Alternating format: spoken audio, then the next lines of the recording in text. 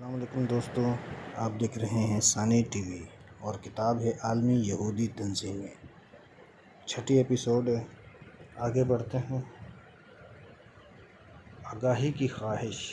قرآن مجید میں بنی اسرائیل کے احوال اور ان کے قصص و امثال کو مختلف پیرایوں اور متنوع اسلوب میں بار بار بیان کیا گیا ہے، حتیٰ کہ اس زمن میں ان کے پاک پیغمبر سیدنا حضرت موسیٰ علیہ السلام کا اسم گرامی 136 مرتبہ آیا ہے۔ اتنی کثرت اور اہمیت سے کسی اور قوم کا تذکرہ قرآن مجید میں نہیں، جبکہ اس مقدس کلام کا حرف حرف اپنی جگہ انتہائی اہمیت کا حامل ہے۔ عام لوگوں کے لیے یہ تکرار باعث تعجب ہوگا، مگر علماء قرآن اور طلباء تفسیر کے لیے کوئی اچنبھے کی بات نہیں۔ دراصل دو وجہ سے اس قوم کا تذکرہ بار بار کتاب اللہ میں کیا گیا ہے۔ ان دو کے علاوہ دیگر وجوہ بھی ہیں جو اہل علم پر مخفی نہیں، مگر مشہور یہی دو ہیں۔ ایک تو یہ کہ اس قوم سے امت محمدیہ علیہ السلام کو قیامت تک یعنی دجال کے قتل تک سابقہ پڑتا رہے گا۔ دوسرے یہ کہ مسلمانوں کے متعلق اندیشہ ہے کہ یہ بنی اسرائیل کے کھوٹے راستے پر چلنا نہ شروع کر دیں۔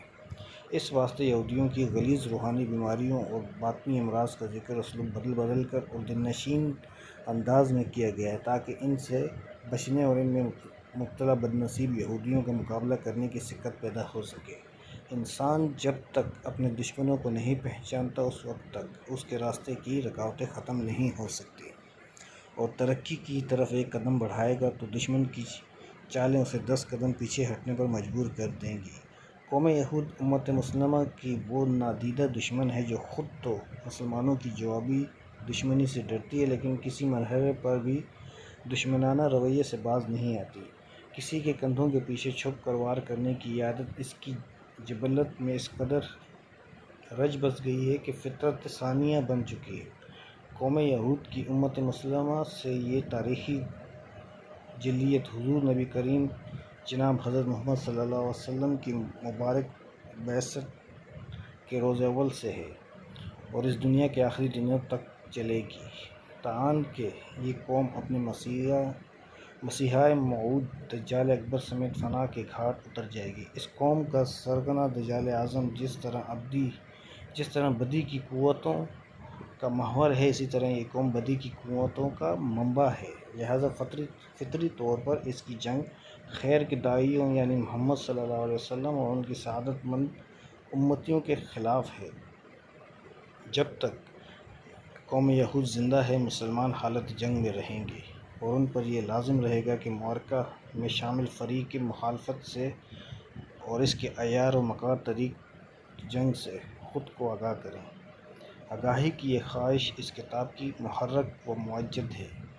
ملت پاکستان اور دیگر مسلم ممالک کی سب سے بڑی کوتاہی بلکہ ان کا المیہ یہ ہے کہ وہ اپنے سب سے بڑے اور ازلی دشمن کے عزائم، وسائل اور ہتھ کنڈوں بلکہ اس کی شناخت سے ہی بے خبر ہیں۔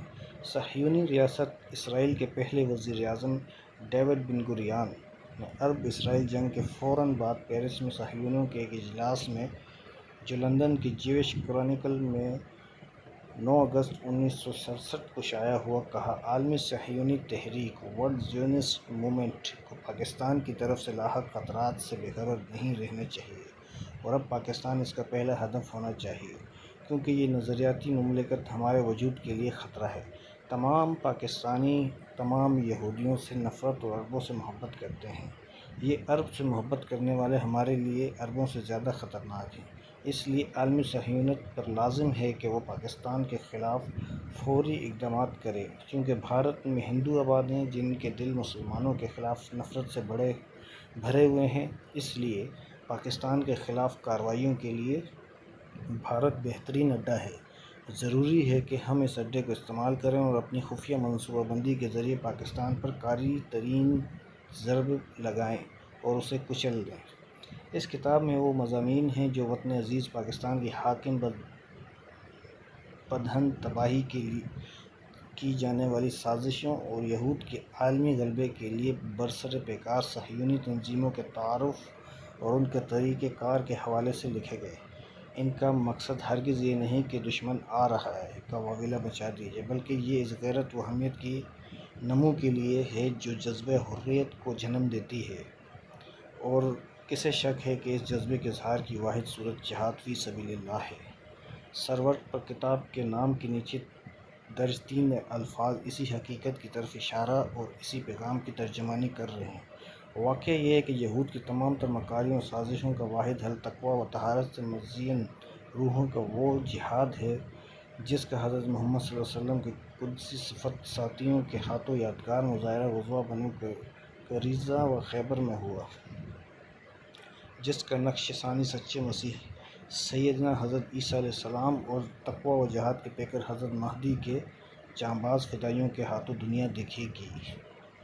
قوم یہود کی خواہش ہے کہ دنیا کا ہر شخص حرام میں ملوث ہو جائے، ہر مسلمان کے جسم میں حرام کا لقمہ جائے اور حرام کے ذرات اس کے قلب میں موجود ایمانی انوارات پر دھن بن کر چھا جائیں، اس کی آنکھ، کان، دماغ، منہ اور شرمگاہ حرام سے آلودہ ہو۔